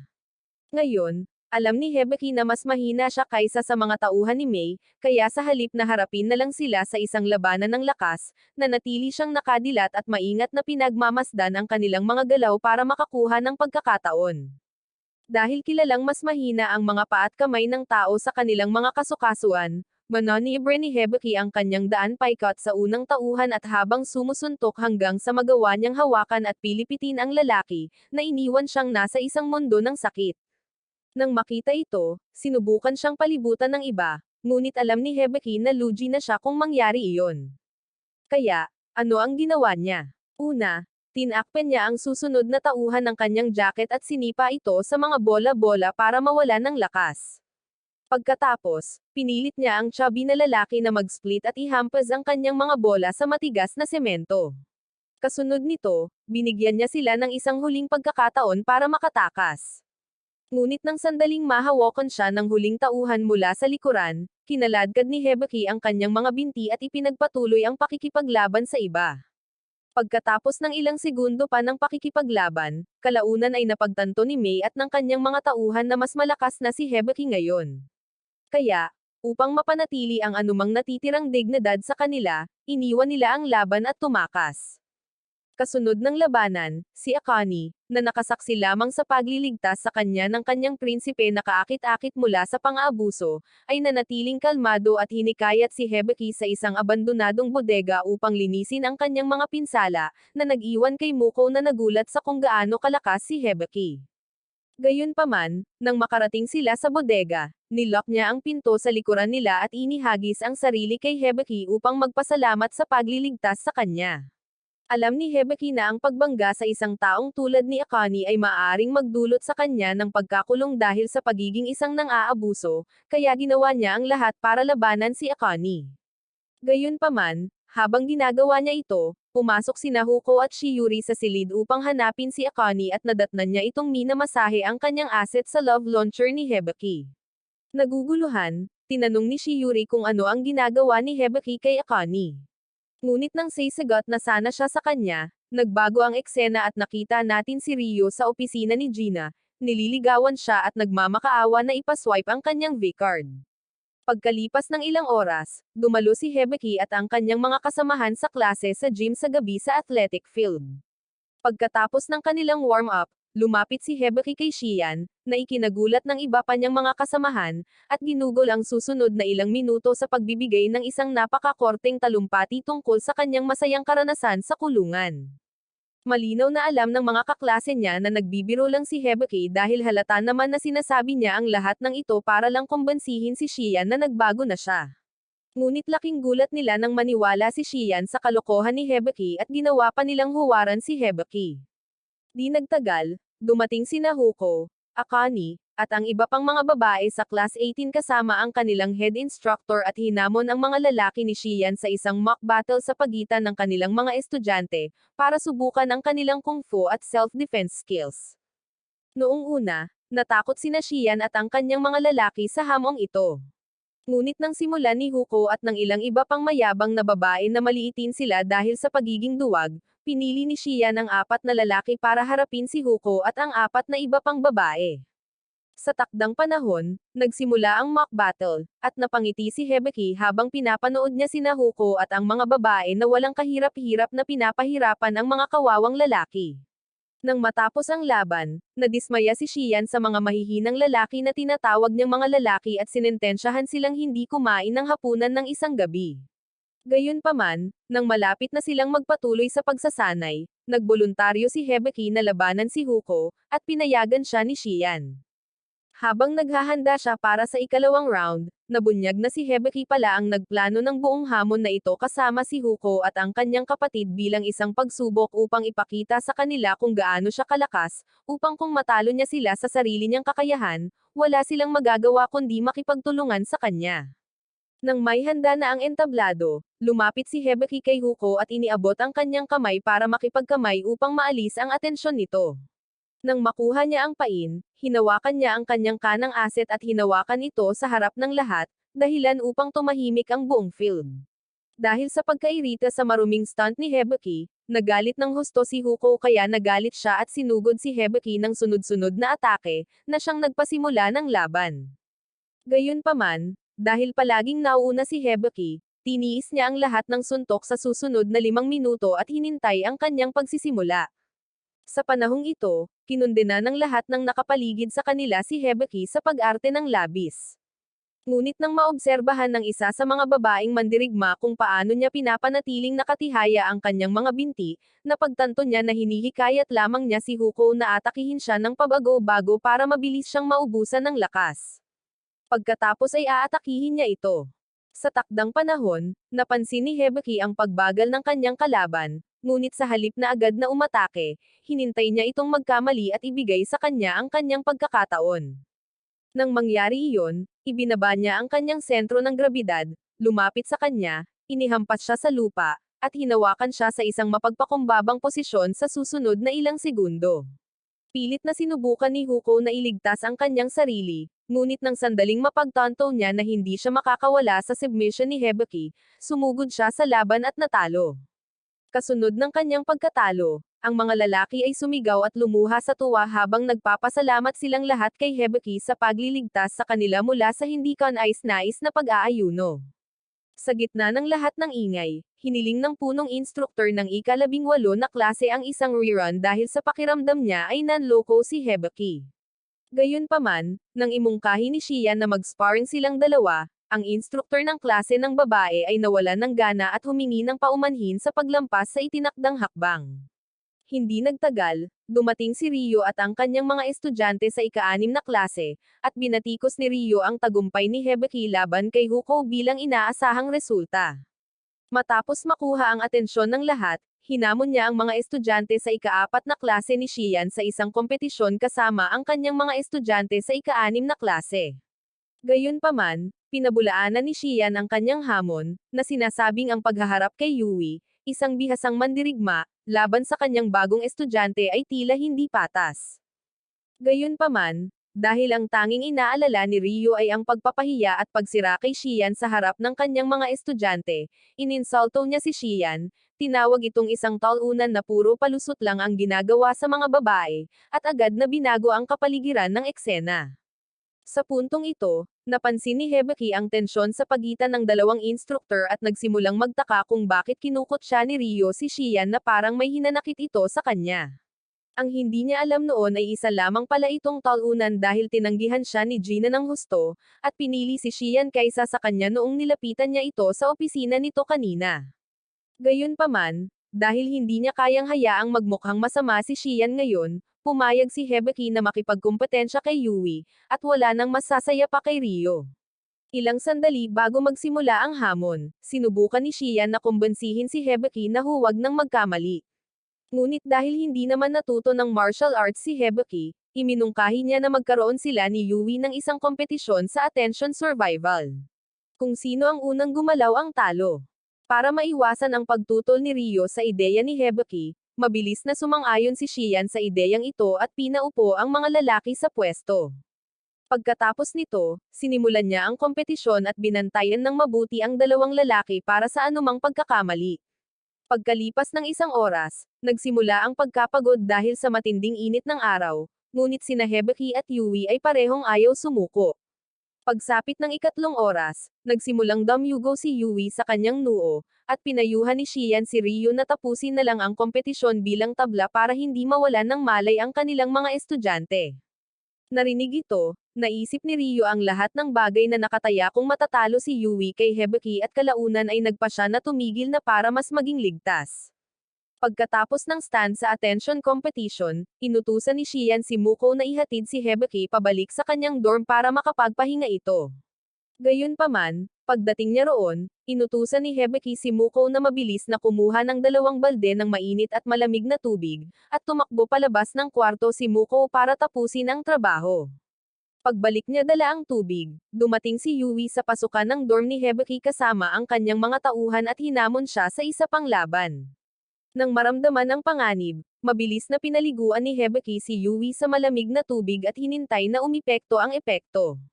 Sa loob ng ilang segundo, nanigas ang katawan ni Yui at ipinaliwanag ni Hibiki na ang kanyang mga kalamnan at puso ay nangangatog dahil siya ay nalubog sa mainit at malamig na tubig pagkatapos magpawisan.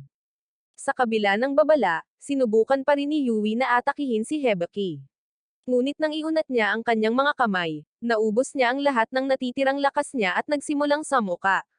Nang makita ito, lumapit si Hibiki kay Yui at sinimulang pahirapan ang walang magawang talunan. Pagkalipas ng ilang minuto, lumapit si Mei at ang kanyang mga tauhan sa kanyang dorm upang suportahan si Yui. Ngunit nang matagpuan nila si Hibiki na walang magawang pinapahirapan ang kanilang amo, huminto sila at tinanong kung ano ang nangyayari.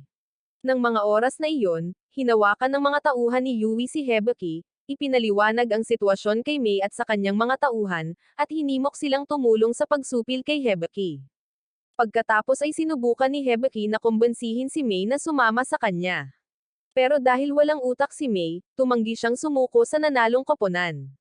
Bigla na lang sumulpat si Muko sa likod ng mga allipiers at binasag ang isang piraso ng kahoy sa ulo nito, na siyang nagligtas kay Hibiki. Pagkatapos, binigyan ni Hibiki si Mei at ang kanyang mga allipiers ng huling pagkakataon na magpalago ng mga bakal na bola at labanan ang mga kilalang-kilalang bully na ito or maging kaaway niya. Nang marinig ito, sinimulan ni Mei na kumbensihin ang kanyang mga allipiers na manatili sa kanya at kay Yui. Gayunpaman, dahil sawa na ang mga ito sa mga kalokohan ni Mei, hiniling nila kay Mei bilang kanilang pinuno ng sandaling iyon at nangako ng kanilang katapatan kay Hibiki. Upang patunayan ang kanyang karapat-dapat bilang kanilang bagong pinuno, pinulot ni Hibiki ang kahoy na binasag ni Muko sa ulo ng allipiers, binasag ito sa bungo ni Yui hanggang sa siya ay mawalan ng malay, at nangakong maghihiganti kay Shino sa susunod. Nang mga panahong iyon, nakaupo pa rin si Shino sa kanyang silid at inaalala ang mga panahong dumalo siya sa libing ng kanyang ina. Dahil ang kanyang ina ay isang kabit ng isang mayamang lalaki, likas na kinamumuhian ni Shino ang kanyang kapatid sa ama. Kaya, pagkatapos ng prosesyon ng libing, nakipagkita siya sa kanyang kapatid sa ama at sinisi ang kanilang kawawang ama sa pagpaslang sa kanyang ina. Dahil walang pakialam ang kapatid sa ama sa iniisip ni Shino, sinabihan na lang niya itong baliw at nagsimulang magsabi ng mga bagay tungkol sa paglalagay kay Shino sa isang pasilidad ng kalusugang pangkaisipan. Nang maalala ni Shino ang kanyang alaala, binangungot si Hibiki tungkol sa kanyang bagong personalidad at nagising nang makita si Muko at ang kanyang iba pang mga kaklase na nagkukumpulan sa kanyang kama. Nalilito, tinanong niya kung ano ang gusto nila mula sa kanya, ngunit si Kiyo at 5 iba pang lalaki ay walang kahihiyang humingi ng tawad sa pagiging walang galang sa kanya mula pa sa simula at nangakong gagawin ang anumang sasabihin niya sa kanila mula ngayon. Bago sila tanggapin bilang kanyang allipiers, sinabihan sila ni Hibiki na kumbansihin siya na karapat-dapat silang maging kanyang mga tagasunod. Ngunit nang sandaling iyon, isa sa kanyang mga kaklase, si Sei, ang humarap sa kanya dahil sa pagiging maangas. Hindi natitinag, binigyan ni Hibiki ang lalaki ng titig na nakakatakot at tinanong kung sinusubukan ba nitong kalabanan siya. Ngunit dahil hindi naman siya nilalabanan ni Sei, umatras siya. Pagkatapos, naglakad si Hibiki papunta sa balkonahe upang pag-isipan ang kanyang bagong realidad. Mula nang talunin niya si Yui, alam ni Hibiki na nakakuha siya ng kaunting lakas sa maikling panahong iyon dahil ang mga karaniwang natatakot sa isang tulad ni Shino ay umaasa na ngayon sa kanya para humingi ng tulong. Bagamat masarap sa pakiramdam na maging malakas kahit minsan, pinaghihinalaan pa rin niya na sinasadya ni Shino na gawing pangunahin si Yui para mamanipula niya ang mga bagay sa likod ng mga eksena. Dagdag pa rito, mayroon ding nakakabahalang bagay tungkol sa nakabibinging katahimikan mula kay Instructor Ryo at ni Shino mismo, na nag-iwan kay Hibiki na labis na nalilito kung ano talaga ang plano ni Shino. Ano ang sinusubukan niyang makamit sa pamamagitan ng pagmamanipula at panlilinlang sa lahat. Bueno, para malaman, bumalik siya sa silid at tinanong ang kanyang mga bagong tauhan kung mayroon ba silang narinig tungkol kay Shino nitong mga nakaraang araw. Nang tumanggi sila, inutusan niya silang ipagpatuloy ang pag-iimbestiga kay Shino at umalis matapos silang bigyan ng babala na huwag nang muling apihin si Muko. Habang palabas ng kanyang dorm, inihanda ni Hibiki ang kanyang isip, katawan, at kaluluwa para sa susunod na pinakamahalagang misyon sa paaralang iyon, ang paghihiganti kay Shino dahil sa paggamit at pag-iwan sa kanya. Samantala, si Henry, ang ehekutibo ng grupo kanina, ay tumawag sa kapatid sa ama ni Shino habang papunta siya sa paaralan at pinag-uusapan ang kakaibang ugali ni Shino. Pagkatapos ng lahat ng pag-uusap, hiniling ng kapatid ni Shino kay Henry na iuwi ang kanyang nakababatang kapatid habang pinangangasiwaan niya ang paaralan upang mabuhay siya sa ginhawa ng kanyang pamilya sa natitirang mga araw. At sa huli ay pumayag si Henry na gawin iyon. Kasabay nito, kinulong ni na Shiori, Akane, at Huko ang tauhan ni Yui at pilit na kinuha ang kanyang telepono mula sa kanya. Noong una, sinubukan ng allipiers na ipaalala sa kanila kung sino ang kanyang amo at instructor, ngunit nang mag-alok si Huko na ipadala siya sa ospital, nanatiling tikom ang bibig nito at isinuko ang kanyang telepono sa mga babae. Ilang sandali pa, pagdating ni Henry sa paaralan, nagpatawag siya ng maitang sa pagitan ni Gina at ng iba pang mga instructor at inatake si Xian dahil sa maling pamamahala sa mga estudyante at pagpapahintulot sa pag-aaway sa pagitan ng mga estudyante. Sa isang banda, namagitan si Gina at inutusan si Henry na umatras. Gayunpaman, nang patuloy na pinahirapan ni Henry si Xian, tinulungan siya nitong maalala na mas mataas ang ranggo nito kaysa sa kanya at binigyan siya ng isang huling babala na umatras. Sa puntong ito, tumawa na lang si Henry na parang baliw at pumayag na umatras kung hahayaan lamang ni Gina na alagaan niya ang mga estudyante sa halip na si Xian habang ginagamot ang kanyang mga pinsala. Nang mapagbigyan ni Gina ang kanyang kahilingan, lumabas siya ng opisina kasama ang kanyang underdog, si Ryo, at inutusan itong sabihin sa kanya ang lahat tungkol sa telepono ni Jonah, ang pagpapahirap kay Yui, at kung nasaan si Shino. Sa una, sinimulan ni Ryo ang pagsakay sa kanyang 6 na talampakan, tinignan siya ng tingin na parang wala nang bukas. Ngunit nang mapagtanto niyang seryoso si Henry, nagsimula siyang magsalita. Sa ibang lugar, pinaglaruan ni na Shiori, Akane, at Huko ang telepono ng allipiers, para lamang mapagtanto na ang telepono ay maaari lamang kumonekta sa lokal na network ng paaralan, na nangangahulugang imposibleng ma-access ang totoong internet. Dahil sa pagkadismaya, pinagalitan sila ni Shiori dahil sa pagtalikod sa kanilang pangako na tulungan siyang maabot ang kanyang nakababatang kapatid. Ngunit tiniyak sa kanya ni Akane na makukuha niya ang kanyang totoong koneksyon sa internet kung maibabalik nila ang kanyang binagong hakang device. Nasiyahan sa kanyang paliwanag, tinanong ni Shiori ang tungkol sa kinaroroonan ni Shino, ngunit sinabi sa kanya ni Huko na ang masamang demonyo ay nanatiling tahimik nitong mga nakaraang araw, nakakaiba. Dahil wala pa silang sapat na mapagkukunan upang matunten siya, binanggit ni Shiuri si Jonah at hinimok ang mga babae na imbestigahan kung paano niya natatawagan ang kanyang kasintahan mula sa paaralan. Gayunpaman, bago pa man sila makarating doon, pinutol ni Huko ang usapan at muling tinanong si Shiuri kung paano napunta ang isang honor student na tulad niya sa isang walang silbing akademya. Sa loob ng ilang sandali, mabilis na binalikan ni Shiuri ang lahat ng kanyang mga karanasan at tiniis sa paaralan, kasama na kung paano siya na-promote at na-demote mula sa pagiging presidente ng Student Council. Ngunit nang malapit na siyang magising, bigla niyang naalala ang walang silbing basura na ilegal na nagpapasok sa kanya sa paaralang iyon. Dahil sa galit, ibinuka ni Shiuri ang kanyang bibig upang sagutin ang kanilang tanong. Gayunpaman, bago pa man siya magsalita, sumulpat si Hibiki at hinimok silang tatlo na sumunod sa kanya sa kung saan. Upang maitago ang kanyang galit, nanatili si Shiuri na seryoso at iniwan ang kawawang lalaki. Ngunit sa kaibuturan niya, natatakot siyang baka kamuhian siya ng mga ito kung malalaman nila ang tungkol sa kanyang pinagmulan. Samantala, nakatagpo ni Jonah si Henry sa silid ni Shino at nagmakaawa dito na tulungan siyang makaganti sa lahat ng mga taong nang-aapi sa kanya, na sinasabing naging mabuting babae siya gaya ng sinabi nito sa kanya. Matapos ang isang mabilis na hajijek, kinuha ni Henry ang record ni Shiuri at nakakagulat na nangako sa tusong ahas na gagawin niya ang isang bagay tungkol sa pagtutol nito.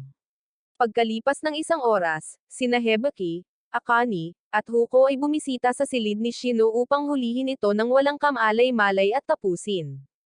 Gayunpaman, nang makita nila ang kakilakilabot na kalagayan ng silid, napagtanto ni Hibiki na natalo na naman siya ni Shino. Gayunpaman, hinalugog niya ang kanyang mga drawer at damit para sa anumang bagay na maaaring magdulot ng pagkakasala sa kanya. Ngunit nang matagpuan niya ang gamot ni Shino, pinaghihinalaan ni Hibiki na ang kanyang pinakamalaking kaaway ay may sakit. Nang gabing iyon, natagpuan ni Shiuri si Jonah na nagmamasid sa kanyang silid dormitoryo at agad na nagdepensa dahil naramdaman niyang naroon si Jonah na may masamang intensyon. Tungkol naman kay Jonah, nang sandaling makita niya si Shiuri, kinutya niya ang kalagayan ng kapatid ni Shiuri at sinabi sa kanya na alam niya na ang kanyang panahon ng paggamot para sa kanyang kahumalangan sa internet ay walang hanggan. Ibig sabihin, kahit gaano siya kahirap magtrabaho, maaari lamang siyang palayain kung papayagan ito ng kanyang tagapag-alaga. Base sa malungkot na ekspresyon ni Shiuri, alam ni Jonah na naloko na niya ito. Kaya nangako siyang ilalabas si Shiuri sa paaralan sa loob ng 2 araw kung si Shiuri ay magiging tagasunod niya. Habang nananatiling tahimik si Shiuri, biglang lumabas si Hibiki mula sa isang butas sa gitna ng lungsod, hawak ang isang plastic bag na may laman na telepono ni Jonah at ang hakang device ni Akane at isinumpa si Shino. Di nagtagal, bumalik siya sa bakuran ng akademya, at si Shiuri, nakasama pa rin ni Jonah, ay naglakbay pabalik sa mga alaala ng araw na naging magulo ang buong buhay niya. At iyon ang araw ng libing ng kanyang ama. Totoo, ang prosesyon ng libing ay nagpatuloy ayon sa inaasahan kasama si Shiuri at ang kanyang malusog na nakababatang kapatid na si Shu na nagdadalamati sa biglaang pagkasawi ng kanilang ama. Dahil nariyan pa rin ang kanilang ina, alam ni Shiuri na siya at ang kanyang kapatid ay may pagkakataon pa ring mabuhay ng normal. Ngunit sa kasamaang palad para sa kanila, pagka-uwi nila, natagpuan nilang sawi ang kanilang ina matapos itong mag-overdose ng gamot. Sa loob ng ilang oras, ang buhay ni Shiuri ay napunta sa kaguluhan. Ngunit di nagtagal, lumapit ang kanilang tiyuhin at nag-alok na maging tagapag-alaga nila para sa kanilang mga lumang panahon. Noong panahong iyon, hindi masyadong inisip ni Shiuri ito dahil inakala niyang sinusubukan lamang nitong tulungan sila bilang kanilang kamag-anak. Kaya, malugod siyang pumayag na gawing tagapag-alaga nila ang lalaki. Gayunpaman, ilang linggo lamang matapos masawi ang kanyang mga magulang, tumama sa kanya ang pangalawang trahedya. Nangyari nga, nagkaroon si Shu ng parehong sakit na nag-alis sa kanya ng kanyang ama. Sa isa sa mga pagbisita nila sa doktor, pinanood ng tiyuhin si Shiuri na nagmamakaawa sa doktor na iligtas ang kanyang nakababatang kapatid at nanumpa na papendohan nito ang mga paggamot ni Shu. Bagamat natuwa si Shiuri noon, ang sumunod na nangyari ay puro material sa pelikulang horror na hindi niya inaasahan. Ilang araw lamang matapos simulan ang paggamot kay Shu, nagsimulang kumilos ng kakaiba ang baliw na tiyuhin sa harap ni Shiuri, minamasdan siya habang naliligo ito at gumagawa ng mga nakakatakot na bagay. Isang gabi, nilapitan niya ito at magalang na hiniling na bigyan siya nito ng isang magulo at masaya na sesyon bilang pasasalamat sa pagbabayad ng mga gastusin ni Shu sa ospital. Ngunit nang tumanggi si Shiuri na gawin ito, pinilit niya ang sarili sa kanya at kinuha ang kanyang V-card. Pagkalipas ng ilang araw, sinubukan ng kawawang talunan na gawin ang parehong bagay, ngunit sa pagkakataong ito, tinusok siya ni Shiuri sa mukha gamit ang isang kutsilyong pang-adulto at iniwan siyang duguan. Sa galit nito, agad siyang pinasok ng tiyuhin sa Rehabilitation Academy bilang parusa at iniwan siyang nabubulok doon. Sa pagtatapos ng flashback, nanatiling tahimik si Shiuri habang pinag-iisipan niya ang proposal ni Joe na habang ginugugol ni Hibiki ang kanyang gabi sa pag-iisip kay Shino sa balkonahe. Di nagtagal, nagising si Muko at nakita niya ito sa balkonahe na nakatitig sa mga bituin. Naawa sa lalaki, nilapitan niya ito upang subukang hikayatin itong matulog muli. Ngunit naging desperado si Hibiki at hiniling na ibunyag niya ang anumang impormasyon na mayroon siya tungkol kay Shino. Nang tiyakin ni Muko na hindi niya nakita or narinig mula kay Shino, kumalma si Hibiki at tinanong ang lalaki kung paano siya nakatakas sa paaralan noong unang pagkakataon. Bilang tugon, sinabi ni Muko sa kanya na nakilala niya ang isang estudyanteng may lilang buhok na nagbigay sa kanya ng mapa ng mga imburnal at sinabihan siyang mag-post tungkol sa mga ilegal na bagay na ginagawa sa paaralan kapag nakaalis na siya. Nang marinig ito, tinanong ni Hibiki si Muko kung ang estudyanteng may lilang buhok na iyon ay si Shino, ngunit tiniyak sa kanya ni Muko na hindi siya si Shino. Gayunpaman, ikinwento ni Muko sa kanya ang tungkol sa pagbura ng kanyang post at ang pagpapabalik sa kanya sa akademya. At ang lahat ng mga kakaibang pangyayaring ito ay talagang nagpaisip kay Hibiki kung sino ang taong may lilang buhok na iyon. Kinabukasan, pinangasiwaan ni Hibiki ang pagsasanay ng kanyang klase at inayos ang mga ito ng naaangkop, lahat para lamang mapabilib si Xian kapag dumating siya. Sa kasamaang palad para sa kanya, dumating si Yui sa halip na si Xian, nagsinungaling na sinuspinde niya si Xian dahil sa pagpapabeya sa tungkulin at ipinaalam sa kanila na pansamantala niyang papalitan si Xian. Natural lang na natigilan si Hibiki sa paglalaro nito. Ngunit dahil kailangan niyang magmukong malakas, itinago niya ang kanyang emosyon at nanatiling neutral. Pagkatapos ng mga klase, sinimulan ni Henry ang unang pagsasanay para sa ika-4 na klase na may 2 oras na ganap na standard na attention regimen at tiniyak sa kanila na kung may isang taong bumaba sa ranggo, magsisimula silang lahat muli. Natural, nakakabahala ito sa lahat. Kaya, nang magsimula na ang pagsasanay, ginawa nilang lahat ang kanilang makakaya upang manatiling tuwid. Sa panahong ito, tinakbo ni Hibiki ang kanyang huling brain cell upang subukang alamin kung sino talaga ang tao na ito. Ngunit bago pa man umabot ang timer sa unang oras, bumagsak si Muko at nabigo ang buong klase. Dahil sa pagkadismaya, lumapit si Henry kay Muko at inalalayan siya. Gayunpaman, nang paparusahan na niya si Muko at ang iba pang miyembro ng klase, lumapit si Hibiki sa kanya, inako ang responsibilidad bilang pinuno ng klase, at nagmakaawa kay Henry na parusahan lamang siya. Bagamat humanga sa kanyang katapangan, agad na nakilala ni Henry si Hibiki bilang ang gumagawa ng gulo at binigyan siya ng huling pagkakataon upang muling isaalang-alang ang kanyang desisyon. Nang hindi pa rin pumapayag si Hibiki, huminto si Henry sa pagsasanay ng 10 minuto at dinala si Hibiki sa kanyang opisina upang ibigay ang kanyang parusa. Pagdating doon, binigyan ni Henry si Hibiki ng inumin at hinikayat siyang umupo upang mapag-usapan nila ang mahahalagang bagay. Nang kumalma na si Hibiki, sinabi ni Henry sa kanya kung gaano kataas ang tingin niya ngayon sa kanya, ng mga instructor, at maging ng mga estudyante, lalo na matapos malaman kung paano niya natalo ang mga top G. Matapos pangalanan si Hibiki bilang bagong pinuno ng paaralan, nangako si Hibiki na tutulungan siyang patatagin ang kanyang pamumuno kung makakasali siya sa kanyang negosyo ng pagpupuslit ng telepono bilang kanyang mga alipers, at nanatiling walang imak si Hibiki. Pagkatapos ng maikling sandali ng katahimikan, binigyan siya ni Henry ng oras upang pag-isipan ang kanyang susunod na hakbang. Ngunit habang ginagawa niya ito, dinala niya si Hibiki sa selda ni Shiuri upang tingnan kung kumusta na ito. Doon, natagpuan ni Hibiki si Shiuri na blangkong nakatitig sa kanyang dingding na may kawalan ng pag-asa at naging emosyonal dahil alam niyang kasalanan niya ang lahat. Nang makita siya ni Shiuri, tumulo ang luha sa kanyang mga mata habang iniunat niya ang kanyang kamay para hawakan ito. Sa kasamaang palad, Kahit may balak manghawakan si Hibiki, alam niyang hindi niya kayang sirain ang karakter sa harap ni Henry dahil baka mapansin siyang mahina.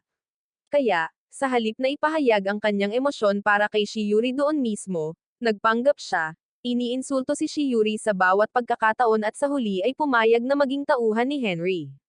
Para sa kanyang unang gawain, sinabihan ni Yui si Hibiki na hanapin at bawiin ang cellphone ni Jonah, at agad itong ginawa ni Hibiki.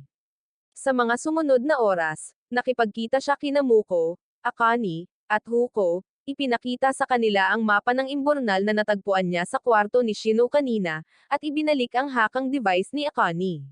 Matapos makaisip ng isa pa niyang sikretong plano, bumalik si Hibiki kay Henry at ibinalik ang telepono ni Jonah sa kanya.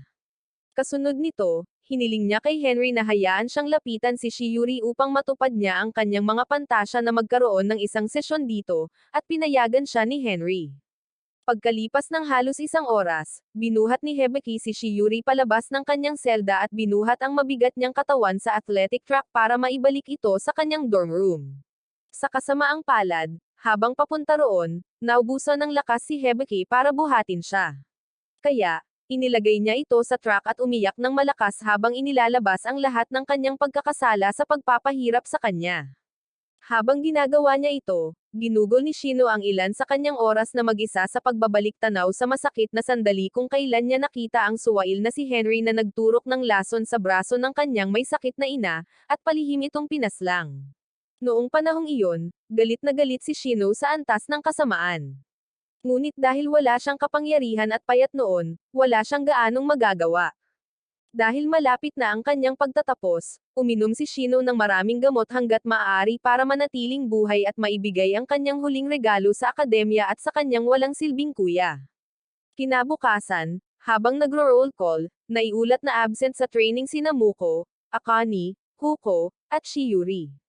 Sa una, medyo naghinala ang mga instruktor ng klase tungkol sa hindi pangkaraniwang pagliban na ito. Ngunit matapos marinig ang dahilan ni Hibiki, nakalimutan na nila ito at nagpatuloy sa pagsasanay. Di nagtagal, isang instruktor ang nagtalaga kay Hibiki bilang bagong presidente ng konseho ng mga estudyante at opisyal ng disiplina, at nagdulot ito ng ilang magkahalong damdamin sa mga estudyante. Pagkatapos ng pagsasanay, ipinatawag ni Henry si Hibiki sa kanyang opisina at binigyan siya ng isang bagong misyon na hahanapin at ibabalik si Shino sa kanya. Bilang gantimpala, nangako si Henry na hahayaan si Hibiki na gawin ang anumang gusto niya kay Shino kung mahuli niya ito, at agad na umalis si Hibiki upang simulan ang misyon. Pagkalipas ng ilang segundo, lumapit sa kanya ang kanang kamay ni Henry at binalaan siyang huwag masyadong magtiwala kay Hibiki dahil medyo tuso ito. Ngunit kahit na ganoon, sinabi ni Henry sa kanya na kumbinsido siyang hindi siya kayang ipagkanulo ni Hibiki. Kasunod nito, sinimulang talakayin ng kanang kamay ang kung paano nila pinarusahan si Gina dahil sa umano'y pagkabigo sa kanyang misyon at pagkawala ng kanyang telepono. Bagamat walang tinukoy na konteksto tungkol sa kanyang misyon, nabunyag na si Henry ang manloloko na nanloko sa babae at nagpaaresto sa kanya mula pa sa simula. Gayunpaman, dahil nakaraan na iyon, tinapos ni Henry ang anumang diskusyon tungkol kay Jonah at pumunta sa loading bay ng paaralan upang tingnan ang susunod na kargamento ng kanyang mga hindi kilalang gamit. Kasabay nito, natagpuan ni Hibiki ang ilan sa kanyang mga kaklase na binubuli si May at ang kanyang mga allopiers sa isang hiwalay na sulok.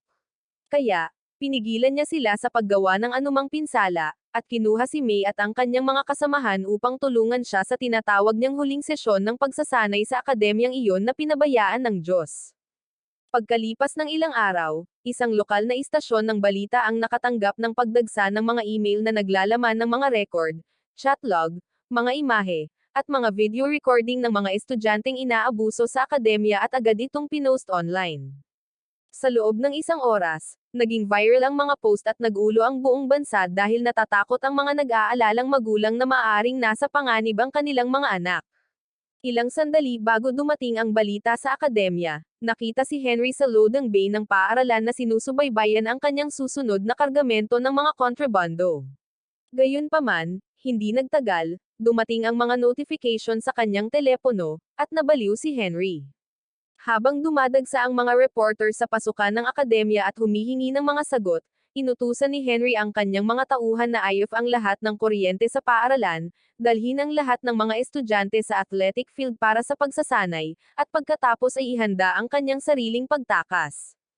Samantala, hinaharap ni Gina ang mga reporter sa labas ng akademya at ginagawa ang lahat ng kanyang makakaya upang sagutin ang lahat ng kanilang mga katanungan. Sa ibang lugar, makikita sina Akane, Moko, at Huko sa isang klinika na binabantayan si Shiuri, na tila ginagamot at sinusubaybayan ang mga online na reaksyon sa mga bagay na kanilang ipinost. Habang sila ay naroon, nakatagpo ni Hibiki si Henry sa labas ng admin building matapos itong makitang nagmamadaling umalis at tinanong kung bakit ito nagmamadali. Nang panahong iyon, hindi alam ni Henry na si Hibiki ang utak sa likod ng lahat ng nangyayari. Kaya, sinabi na lang niya rito na mayroon siyang maliit na aasikasuhin at nagpatuloy sa paglalakad. Gayunpaman, nang simulan ni Hibiki na sabihin sa kanya ang mga bagay na karaniwan na hindi niya dapat malaman, napagtanto ni Henry na siya pala ang dahilan noon pa man. Kaya, sinuntok niya si Hibiki sa tiyan, dahilan para umubo ito ng maraming dugo, at patuloy na hiniling na ibunyag niya ang lahat ng kanyang nagawa. Nang sandaling iyon, tinamaan ni Hibiki ang ilong ng lalaki, nabasag ito, at patuloy na ipinagmamalaki ang kanyang master plan, para lamang pigilan at hayaan siya roon.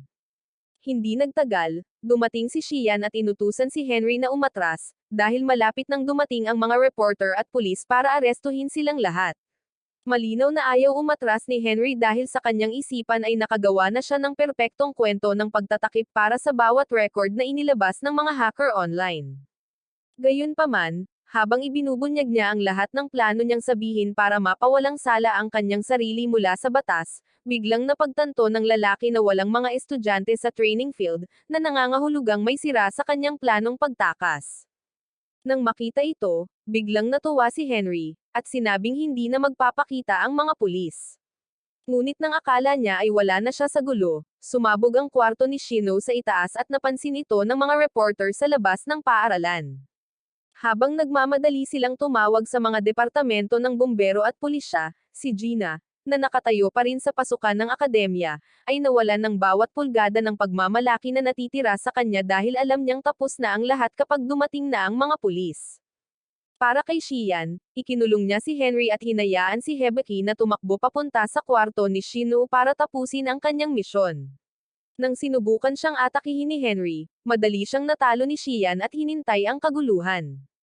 Sa sumunod na ilang minuto, tumahimik ang paaralan habang ang mga estudyante at instruktor ay parehong nawalan ng malay dahil sa ilang mapanghimagsik na away, at si Hibiki ay nagtungo sa kwarto ni Shino sa itaas. Pagdating doon, nakita niya si Shino na nakaupo sa gilid ng kanyang silid sa rooftop, naghihintay na dumating ang mga bumbero at pulis, at binigyan siya ng isang mainit na ngiti sa sandaling magtama ang kanilang mga tingin.